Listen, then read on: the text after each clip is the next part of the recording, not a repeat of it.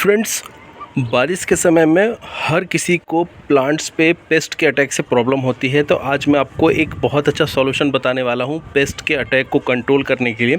आप देखेंगे आपके प्लांट्स पे इस तरीके से वाइट फ्लाइज़ और ब्लैक फ्लाइज़ लग सकती हैं, जो कि लीव्स के पीछे भी मिलेंगे आपको देखने को। कल्पवृक्ष का प्लांट है वो है, और इसमें बहुत सारे जो है पेस्ट का अटैक हुआ है।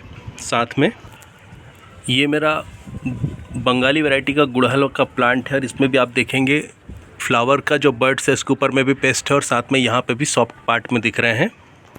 इसके अलावा ये आप देखेंगे सौंफ लगा रखी है इसके ऊपर में, ये यहाँ पे मिली बग दिख रहा है। यहाँ पे भी आप जेड में देख सकते हैं मिली बग जो है अपनी काफ़ी संख्या में अटैक करके रखा हुआ है। तो इस तरीके से आपके प्लांट के अंदर में बहुत सारे पेस्ट लग सकते हैं, जो कि बारिश के समय में आम है। मॉज़रोज़ के अंदर में भी आप देखेंगे यहाँ पे आपको दिख जाएगा ये मिली बग यहाँ पे लगा हुआ है। तो ये जो पेस्ट हैं ये बहुत ही आसानी से बारिश के समय में डेवलप हो जाते हैं, या तो ये किसी प्लांट पे रहते हैं या आ जाते हैं, और छुपे हुए रहते हैं तो फिर धीरे धीरे मल्टीप्लाई होने लग जाते हैं। तो हमें क्या करना होता है कि समय समय पे प्लांट्स को चेक करना ज़रूरी होता है।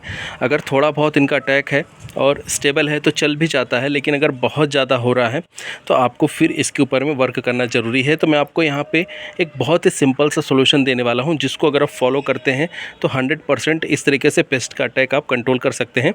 मैंने मेरे गार्डन में लास्ट मंथ करीब 1 से 1.5 महीने पहले अप्लाई किया था।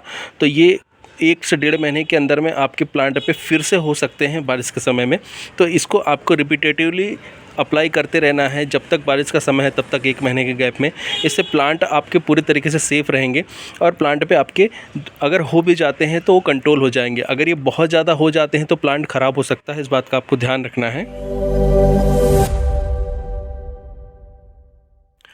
सो फ्रेंड्स, यहाँ पे आपको यूज़ करना है ये फार्मूला प्रोफेनोफास 40% और साइपर मैथीन 4% EC। ये जो फार्मूला है, इस फार्मूले को आपको यूज़ करना है। ये लोकल मार्केट में आपको मिल जाएगा।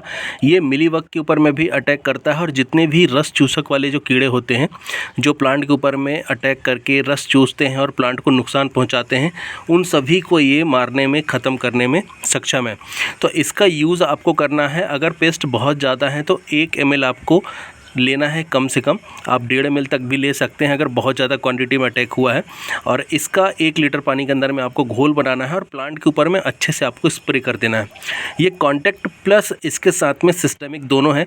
तो ये प्लांट की जो लीव्स हैं उसको क्रॉस करके दूसरी साइड अगर कोई होगा पेस्ट तो उसको भी मारेगा, और इसके साथ में अगर पेस्ट के ऊपर में डायरेक्ट इसका असर होता है तो पेस्ट भी इससे ख़त्म हो जाएगा। साथ में ये प्लांट के जो इंटरनल सिस्टम है उसके अंदर में चला जाएगा, तो ये 15 दिन तक रहेगा आपके प्लांट के अंदर में। तो कोई भी पेस्ट अगर इसके बाद में भी अटैक करता है, या अगर कोई अंडे हैं और वो डेवलप होते हैं, तो उनको भी ये पूरे तरीके से ख़त्म करने में हेल्प करेगा। ये जो ब्रांड है एनाकोंडा 404, ये आपको अवेलेबल हो सकता है नहीं हो आपके लोकल एरिया में, क्योंकि ये लोकल ब्रांड है, लेकिन ये काम बहुत अच्छे से करता है। तो आप इसको यूज़ करें, ये बहुत ही सॉलिड है। तो ये जो फार्मूला है ये कपास पे बहुत अच्छे से काम करता है। इसके साथ में सब्जी वर्गीय अगर फसल है तो उस पर भी बहुत अच्छे से काम करता है। और इसके साथ में गार्डनिंग में अगर हम प्लांट्स पे, जो हमारे छोटे मोटे प्लांट्स के ऊपर में पेस्ट अटैक कर जाते हैं, उनके ऊपर में भी बहुत अच्छे से काम करता है। अगर आपके प्लांट की सॉइल के अंदर में चींटियों का अटैक हुआ है तो वहाँ पर भी इसका यूज़ आप कर सकते हैं।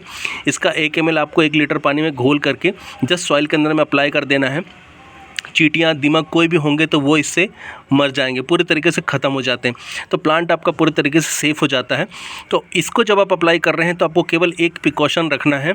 आपको प्लांट पे अगर कोई फ्रूट आ रहा है या कोई ऐसा जो है खाने के लिए चीज़ है तो उसको आपको नहीं लेना है। फॉर एग्जांपल आपने मीठी नीम पे अप्लाई किया तो आपको 15 दिन तक कम से कम मीठी नीम यूज़ नहीं करनी है, कड़ी पत्ता यूज़ नहीं करना है। और अगर आपने फ्रूट प्लांट पर अप्लाई किया है तो फ्रूट्स आपको नहीं लेने हैं 15 दिन कम से कम। दिन इसके बाद में आप यूज़ कर सकते हैं। तो इस तरीके से आपको इसको यूज़ करना है, और इसका एप्लीकेशन करने के बाद में करीब 12 घंटे से 24 घंटे के अंदर में इसका असर होना चालू होगा। तो अगर आपने अभी मिलीबग के ऊपर में सपोज़ इसको अप्लाई किया तो आपको इमीडिएट मिलीबग मरता हुआ नहीं दिखेगा। जब मिलीबग के ये अंदर जाएगा, कांटेक्ट हो या फिर मिलीबग अगर कुछ खाता है आपके प्लांट से, तो वो उसके डाइजेस्टिव सिस्टम के अंदर में जाके नर्वस सिस्टम को ब्रेक डाउन करेगा और देन उसके बाद में वो मरेगा। तो इसमें करीब 12 घंटे से 24 घंटे का समय लगता है। तो इसका असर होने में आपको समय दिखेगा, लगेगा कि ये अभी असर नहीं कर रहा है, लेकिन जब आप 24 घंटे बाद देखेंगे तो सारे जितने भी पेस्ट होंगे वो पूरी तरीके से मर जाएंगे। तो आप इसे यूज़ करिए, 100% आपको रिजल्ट मिलेगा और बहुत ही ज़्यादा सेफ़ है, प्लांट को भी नुकसान नहीं है और इसके साथ में आपको एक बार में अपने जितने भी गार्डन में प्लांट्स हैं उनमें पेस्ट से छुटकारा मिल जाएगा। सो फ्रेंड्स, इसका एप्लीकेशन आप अपने किसी भी इंडोर या आउटडोर प्लांट पे कर सकते हैं। एप्लीकेशन करने के लिए आपको टाइमिंग अर्ली मॉर्निंग या फिर लेट इवनिंग का चूज़ करना है।